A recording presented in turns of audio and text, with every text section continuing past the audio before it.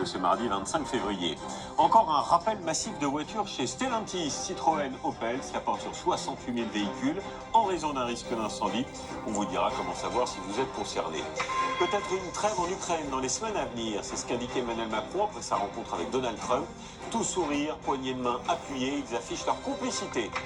Les familles belges attirées par les prix français. L'inflation dans les hypermarchés les incite à traverser la frontière pour profiter, on le verra, de nos prix bas. C'est l'un des plats les plus célèbres du grand chef Paul Bocuse. Connaissez-vous la soupe VGE du nom de l'ancien président? Au fait, cette année, c'est 50 ans, on vous en racontera tous les secrets. Et puis on vous emmènera dans le massif du Mont Blanc. Attention au vertige, avec l'exploit incroyable d'un jeune Français, un prodige de l'alpinisme. Il a réussi une ascension à couper le souffle au-dessus de Chamonix. Après les airbags défectueux, c'est maintenant un risque d'incendie de moteur qui contraint donc Stellantis à un nouveau rappel massif. 68 000 voitures, principalement des Citroën C3, sont concernées. Le constructeur promet d'en avertir très prochainement les propriétaires. Toutes les explications avec Catherine Rogerie, Julien Dubois et Manon Célie. Moins de 15 jours après l'affaire des airbags, Stellantis lance un nouveau rappel de quelques 68 000 véhicules, Citroën C3, Peugeot 208 et Opel Corsa. Ce matin, près de Poitiers, cette propriétaire d'une Opel Corsa n'est pas trop inquiète. Confiance en mon concessionnaire, donc je me dis que quand je l'amène à la révision, il me le dira si je suis concernée. J'ai pas reçu de courrier, donc voilà, pas d'inquiétude. En principe, c'est à eux de envoyer la communication, non? Pour l'instant, vous n'avez rien reçu? Rien du tout. Les propriétaires concernés devraient en effet recevoir un courrier les informant du rappel. Sont impliquées des voitures récentes produites entre 2022 et 2024. 57 000 Citroën C3, 2500 Peugeot 208, 8700 Opel Corsa. Il ne s'agit pas d'un problème de conception, mais d'une défaillance du fournisseur, indique Stellantis, sur une buse de refroidissement. Elle pourrait entraîner une défaillance mécanique, selon cet expert. Si vous êtes en train de rouler et que vous calez, il peut y avoir une projection de l'huile, du lubrifiant du moteur, sur une partie chaude, et dans ce cas-là, hypothétiquement, un début d'incendie. On est dans l'infinitésimal comme risque, mais à partir du moment où c'est identifié, le constructeur est tenu, il s'agit d'un problème de sécurité, est tenu de rectifier les voitures préventivement. Pour résoudre le problème, il suffit de changer l'huile et de remplacer le filtre, selon Stellantis. Une opération d'environ 30 minutes, prise en charge par le constructeur.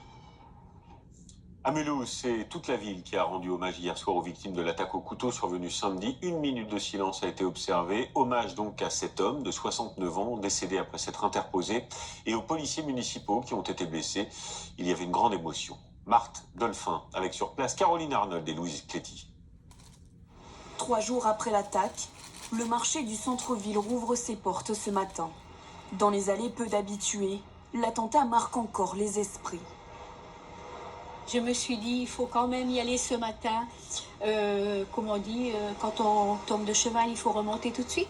Donc je me suis dit, je vais y aller. Mais j'ai quand même beaucoup de tristesse. C'est difficile, hein. La petite crainte quand même, hein. Ici, pour rassurer les habitants du quartier, les gendarmes patrouillent. Ce commerçant est le premier à avoir aidé Lino Souza Loureiro, 69 ans, décédé samedi. Revenir aujourd'hui sur place, un sentiment particulier pour lui. Le fait de discuter avec le commerçant, avec les clients, ça soulage. Pour dégager tout ce qu'on a dans le cœur. Hier soir, ils étaient plus de 1000 rassemblés en hommage aux victimes. Minute de silence, applaudissements. Chacun a pu exprimer son émotion face au drame. Je trouve pas les mots, ça me dépasse. Ce genre de situation, c'est totalement incompréhensible. Je sais pas comment un humain peut aller vers un geste aussi horrible. C'est important plus de porter un soutien à une famille en deuil. C'est important de montrer notre compassion.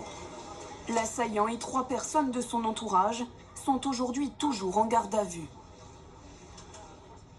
Une trêve est-elle possible en Ukraine dans les semaines à venir? C'est en tout cas ce qu'a indiqué le président de la République Emmanuel Macron à l'issue de sa rencontre avec Donald Trump. C'était hier soir à la Maison-Blanche. Sourire, poignée de main énergique, les deux hommes ont comme à chaque fois affiché leur complicité. Alors qu'en est-il sur le fond? Emmanuel Macron a-t-il obtenu de vraies garanties? Les réponses avec Cyril Adrien Salman. Vidéo en coulisses et musique vibrante à l'appui. Sur les réseaux sociaux ce matin, la Maison-Blanche ne fait pas dans la nuance pour mettre en scène la rencontre entre Donald Trump et Emmanuel Macron dans le bureau ovale. Devant la presse du monde entier, les deux hommes surjouent la complicité. Le français est la plus belle langue. Je n'ai aucune idée de ce qu'il vient de dire. Elle va traduire. C'est la langue la plus belle et la plus élégante. Une entente affichée qui n'empêche pas très vite des divergences de vues concernant le dossier ukrainien. L'Europe prête de l'argent à l'Ukraine, elle sera remboursée. Non, en réalité, pour être honnête, nous avons payé 60% de l'effort total. Et comme pour les États-Unis, ce sont des prêts, des garanties, des subventions. Sur le fond, tous deux se montrent optimistes. Une trêve pourrait intervenir très bientôt, mais pas à n'importe quel prix. La France dit exclure une capitulation de l'Ukraine. Nous voulons un deal rapide, mais pas un accord qui soit fragile. C'est le bon moment, et peut-être le seul. La situation est catastrophique. Elle pourrait évoluer en troisième guerre mondiale. Et on ne peut pas se permettre que ça se produise. Envoyer des troupes, notamment françaises, en Ukraine, à la chaîne conservatrice Fox News, Emmanuel Macron précise ensuite sa proposition. Pas pour aller sur la ligne de front, pas pour aller à la confrontation, mais pour être un endroit défini par le traité comme une présence pour maintenir la paix. Après Emmanuel Macron, Volodymyr Zelensky pourrait être reçu dans les prochains jours à la Maison-Blanche. Et de son côté, Vladimir Poutine a réagi. Le président russe se dit prêt à accepter la participation des Européens au règlement du conflit en Ukraine. Nous n'avons jamais refusé. C'est ce qu'il a indiqué. Du nouveau également dans l'enquête sur la fin de cavale de Mohamed Amra, le fugitif de 30 ans arrêté samedi à Bucarest en Roumanie. Il va être remis à la France dans les prochaines heures.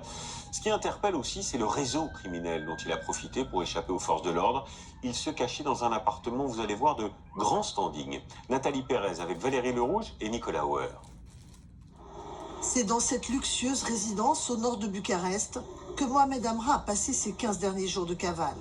Une planque loin d'être précaire. Sur le parking voiture haut de gamme et caméras de surveillance, le fugitif logé au 6e étage, derrière cette porte, dans un appartement identique à celui-ci. Chambre spacieuse et confortable, cuisine équipée et salle de bain en marbre. Mohamed Amra se terrait là depuis le 8 février dernier. Renseignés par leurs homologues français, les policiers roumains ont organisé une surveillance 24 heures sur 24. Il logeait dans cet appartement loué par deux de ses complices, un Français et un Albanais. Et d'autres hommes étaient chargés de lui apporter des provisions. C'est une gigantesque organisation criminelle qui s'est mise en place pour organiser l'évasion et la cavale du fugitif. Ces 3 derniers jours, 22 personnes ont été interpellées, soupçonnées d'appartenir à ce réseau international. Comme ici dimanche en Espagne, où les forces spéciales surprennent au beau milieu de la nuit un complice présumé de Mohamed Amra.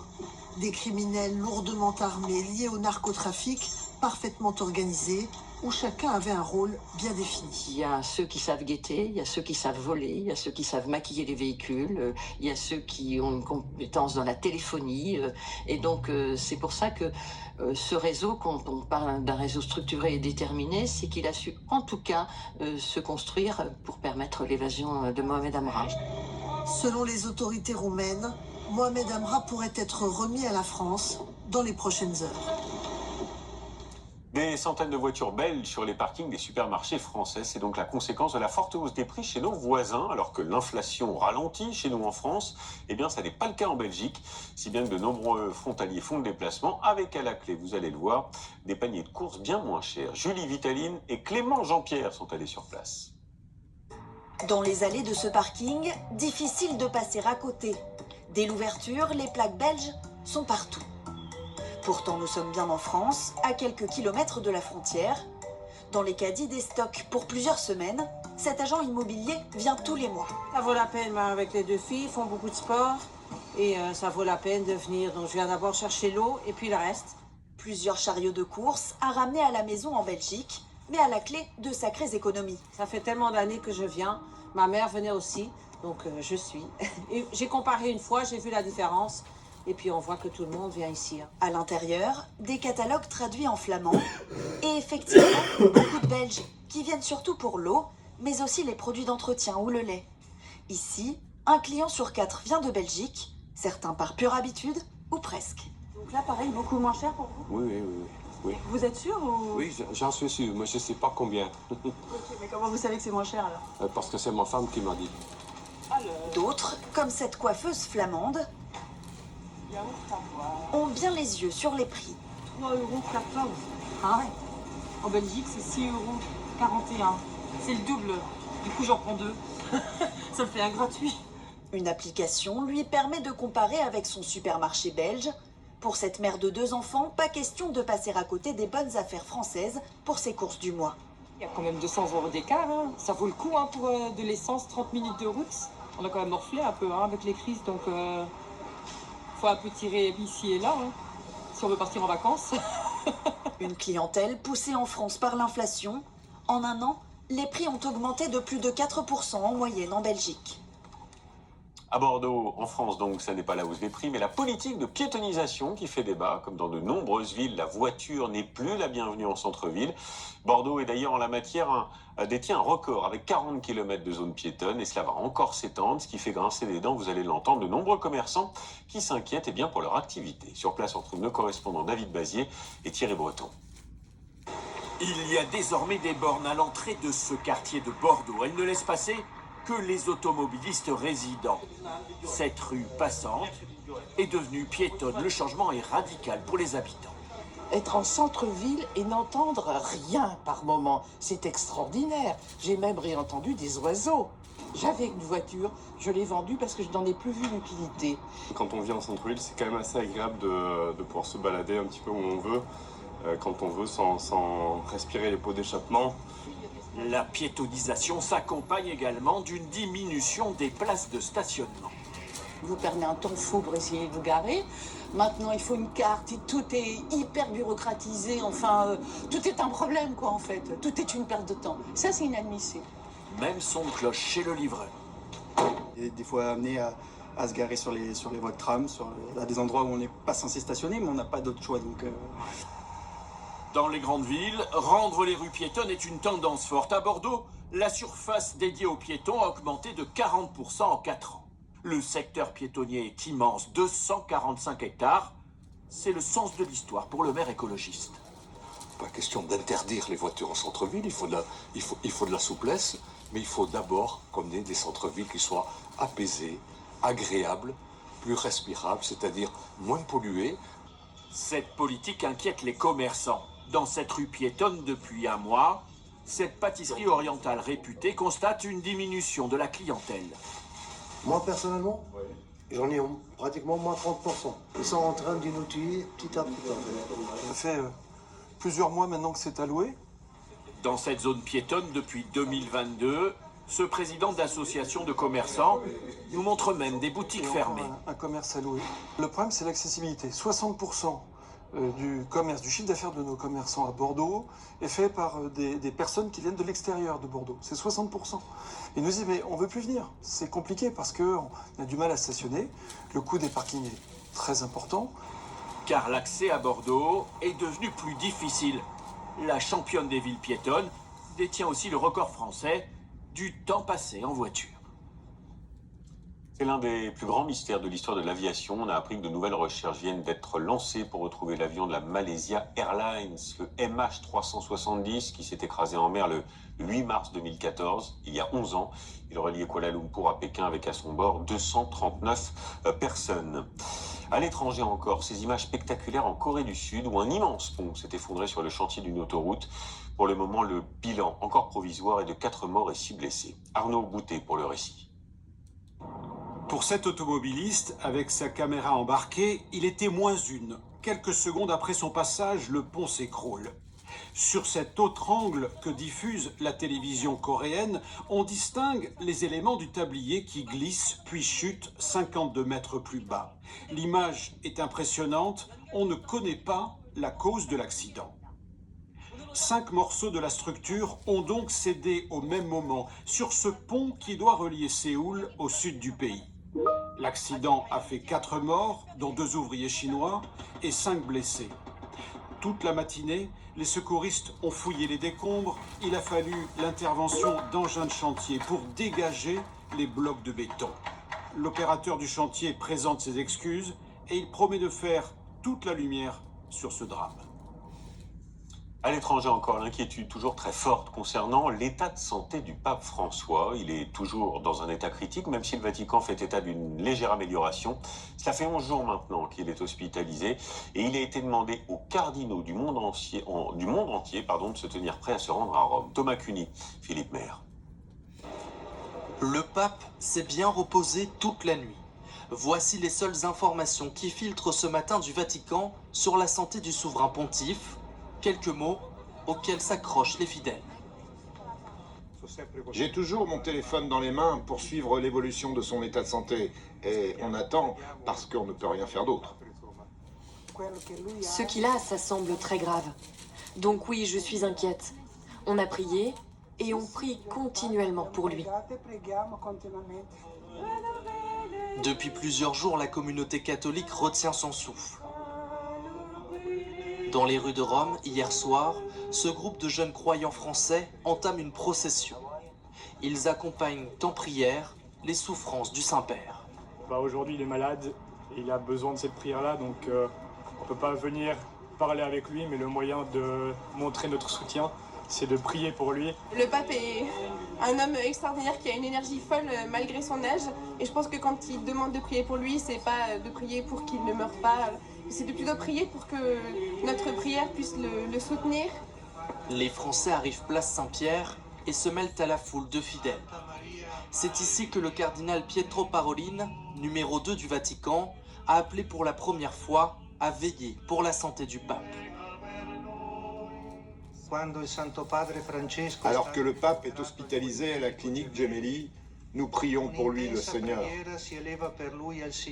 en communion avec les communautés chrétiennes du monde entier. Les cardinaux présents à Rome ont participé à cette cérémonie. Tous attendent désormais le prochain communiqué du Vatican pour en savoir plus sur l'état de santé du pape François.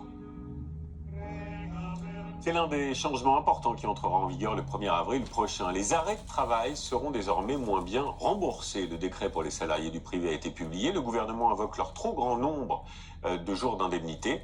Alors concrètement, qu'est-ce que cela change en cas de maladie? On vous explique tout avec notre rubrique. Vous en avez l'habitude. 2 minutes pour comprendre. Signé Marie Justet, Maëva Damois et Swani Thiebaud.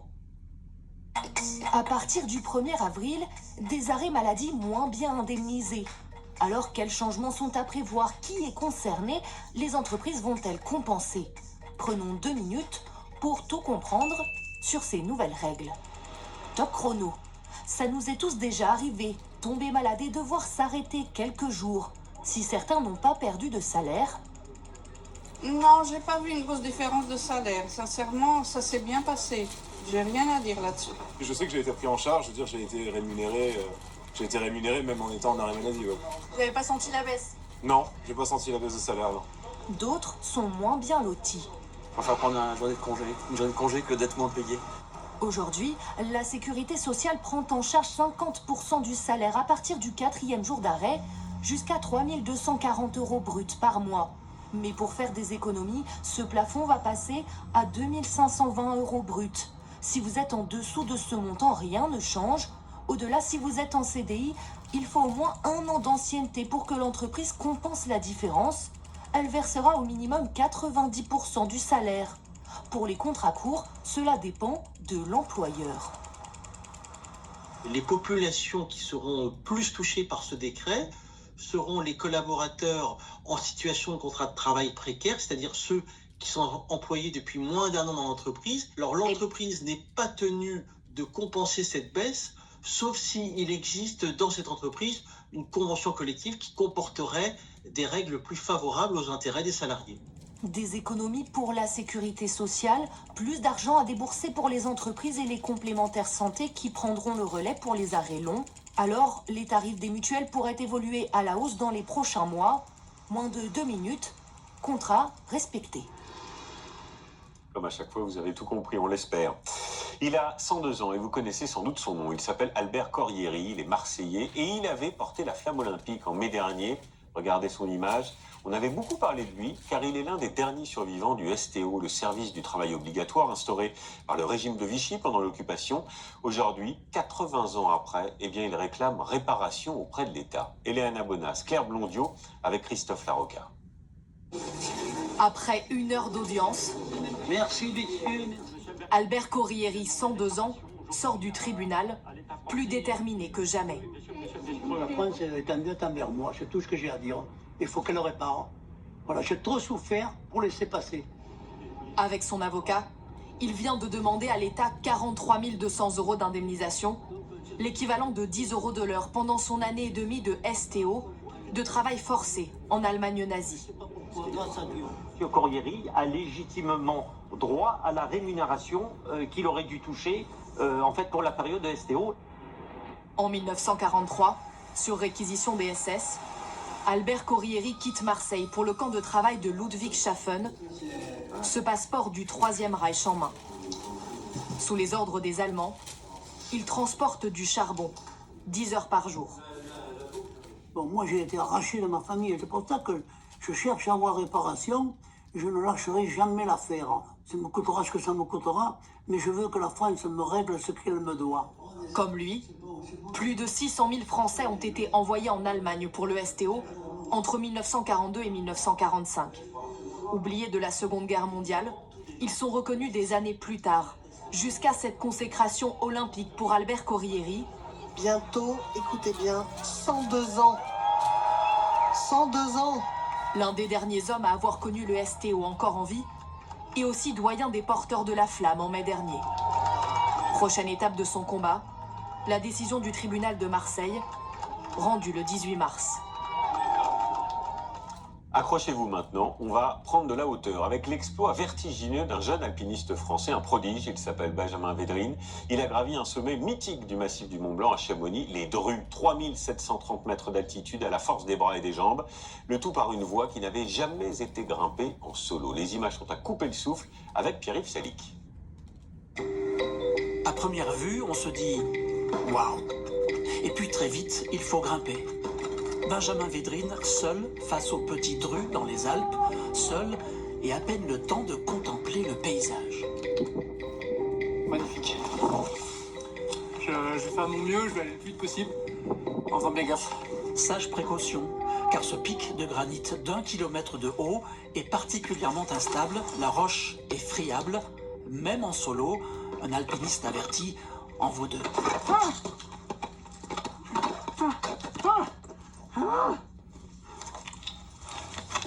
Un proverbe qui dit qu'il n'y a pas de mauvais rochers, il n'y a que des mauvais grimpeurs. Il a fallu jouer des bonnes prises et éviter ça, regardez. Voilà, j'ai failli partir avec ça tout à l'heure. Après des années d'éboulement, cette paroi est complètement redessinée. C'est donc une première, un tableau blanc à déchiffrer, à défricher. Le fait d'avoir un pan de montagne totalement vierge, ça permet de vivre les aventures que vivaient les anciens alpinistes où il y avait encore tout à faire, tout à réaliser. 5 jours de grimpe, 4 nuits de repos, le confort est sommaire. J'ai mis un petit peu des cordes, des cordes, et je pense que ça va faire office de matelas. Ça paraît dingue quand même, d'être allongé là. Après 15 ans sur les plus hauts sommets de cette terre, c'est pour lui un défi singulier. Ce qui est sûr, c'est que pour l'instant, je crois que j'ai jamais fait un truc aussi dur. Psychologiquement et tout, c'est vraiment extrême. Faut tout porter seul, la charge mentale. Il est 7 heures. Seul dans la difficulté, mais seul à contempler ceci. Ah, trop beau, trop beau. Ah, ça valait le coup de rester là pour ça. Pour quelqu'un qui répète souvent qu'il n'a pas trop confiance en lui, on peut dire qu'il a fait des progrès pour arriver à ce sommet-là. C'est une forme de découverte de soi-même. Hein. Ma psy va peut-être mal le prendre, mais ça vaut pas mal de séances de psychologie, c'est sûr. Excellent.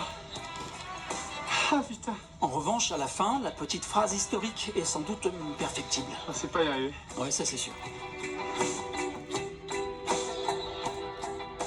Et puis après, il faut redescendre. Bravo à lui. Le trésor côté gastronomie à présent. Connaissez-vous la soupe VGE du nom de l'ancien président de la République, Valéry Giscard d'Estaing? L'histoire d'un plat populaire qui est devenu un plat de légende créé par le grand chef Paul Bocuse et dont on célèbre aujourd'hui les 50 ans. On va justement vous en raconter l'histoire secrète avec Étienne Prigent et Valentin Casanova. 50 ans et toujours très en forme sous sa pâte feuilletée voluptueuse. La soupe aux truffes VGE, plat signature de feu Paul Bocuse, cuisinier du siècle, et une recette entrée dans l'histoire par la très grande porte.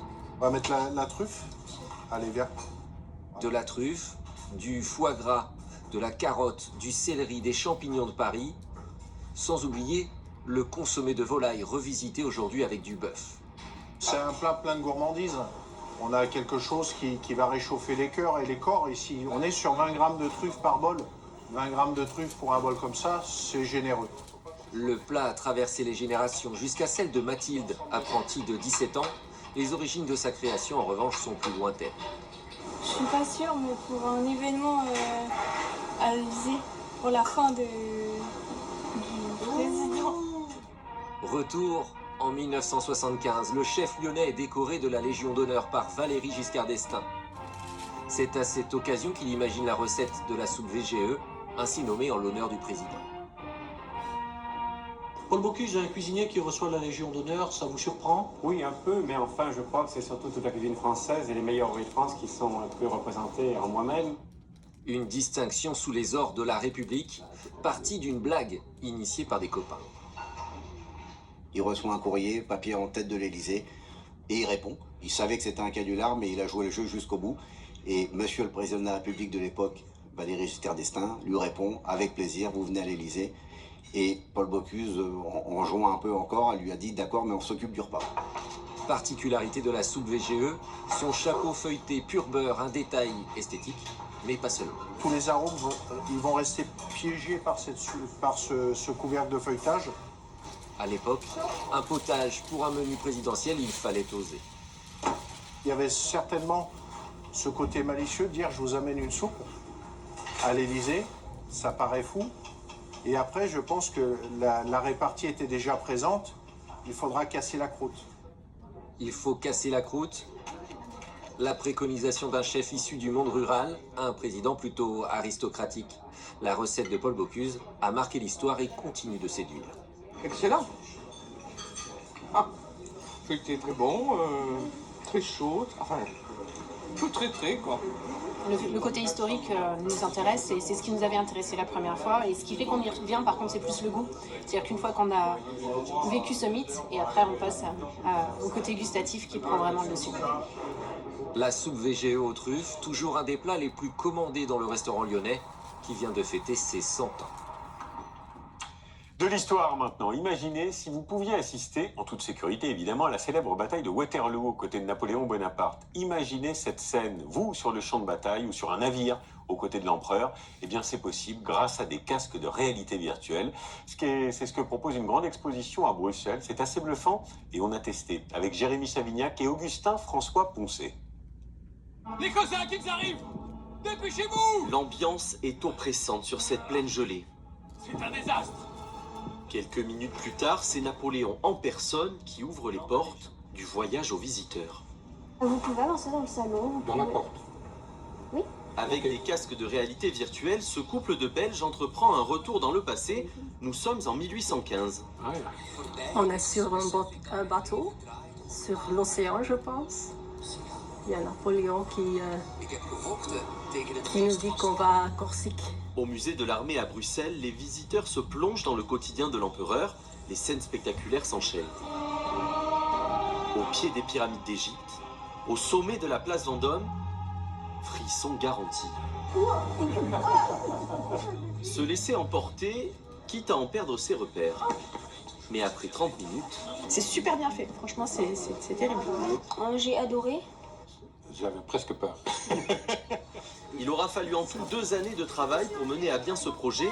Objectif pour le musée, attirer toujours plus de curieux. Je pense que c'est un nouveau médium, on ne peut pas le négliger, il ne remplacera pas l'objet, on va au musée pour voir un objet tridimensionnel. Et la 3D, c'est aussi le champ de bataille, direction Waterloo, théâtre de l'ultime défaite de Napoléon. Ici, tout est réel, on mise sur l'odeur de la poudre et de véritables comédiens. Mesdames et messieurs, je représente un fantassin français de l'époque napoléonienne. Les sensations, le bruit. Tout y est, les visiteurs en ressortent sonnés, reposés, armes, mais conquis. On se rend mieux compte de ce qu'il portait. Ça renforce l'expérience et la rend mémorable. En 2024, 180 000 personnes ont foulé le sol de Waterloo. Ici, l'authenticité semble être la clé du succès. Le réel, vous l'avez vu encore ici avec les visiteurs, ils veulent toucher l'animateur, ils veulent sentir ses poudres à canon. Et là, on ne peut pas le remplacer avec un film ou un casque virtuel, ça c'est pas possible. 2 approches différentes pour un même objectif. Entre réalité virtuelle et reconstitution, l'histoire n'a jamais été aussi accessible. Votre trésor découverte, on continue évidemment de vous emmener explorer le parc naturel du Pilat au cœur du Massif central. Aujourd'hui, on va partager le quotidien de Michel, un bûcheron passionné qui entretient cette majestueuse forêt. Et le bois qu'il coupe se transforme parfois, vous allez comprendre pourquoi, en baguette magique. Julien Bigard et Guillaume Beaufils sont nos guides du jour.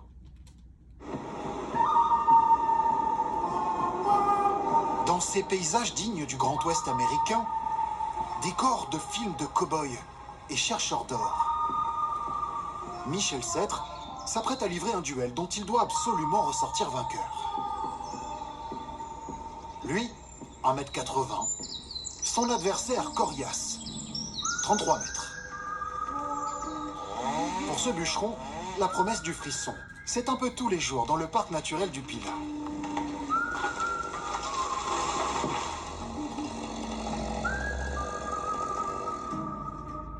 Il y en a pas en face là-bas, Nicolas? S'il donne l'impression de faire tomber les sapins plus vite que son ombre... Sinon, il doit y en avoir un là. Il est pas là en face, hein, de toute façon. Le bûcheron vise toujours avec précision. C'est ce qu'on appelle l'entaille de direction, ça. Après, on prend les 2 bouts avec son œil ici. On ramène au milieu, comme ça, là. Et l'arbre, il doit tomber ici. Faut bien viser, faut pas se tromper. Ah ben, faut bien viser, et puis il faut qu'il soit... Il peut y avoir des défauts qui soient tordus, et c'est pas tout à fait ça. Ça vous est jamais arrivé qui tombe de l'autre côté? Si, ça arrive, hein, mais c'est pas souhaité, quoi. Tel un chasseur de primes, il est payé selon l'importance de sa prise. Dans les bons jours, il peut appréhender 6 arbres avec son apprenti. Mission accomplie. Michel Cetre abat les arbres, mais ce n'est pas parce qu'il les déteste. Au contraire, le bûcheron de 60 ans est un amoureux de la forêt.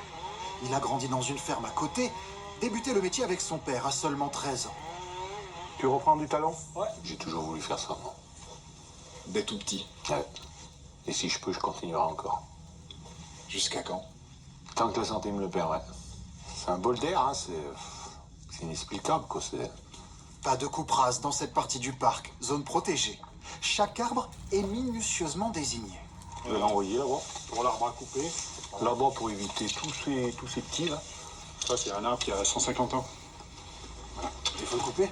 Il faut le couper, parce qu'il est arrivé à maturité, et puis qu'il faut renouveler la forêt, si on veut que, au niveau gestion, les petits qui sont à côté prennent la suite du peuplement.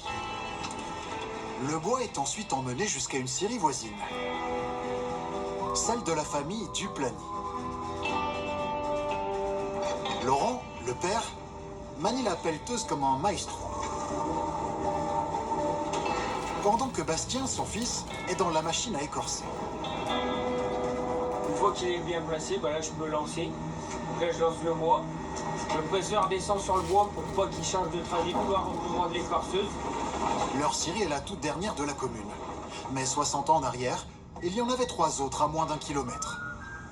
Avec ses vastes forêts et ses rivières pour faire tourner les scies, le Pilat est une terre historique du bois.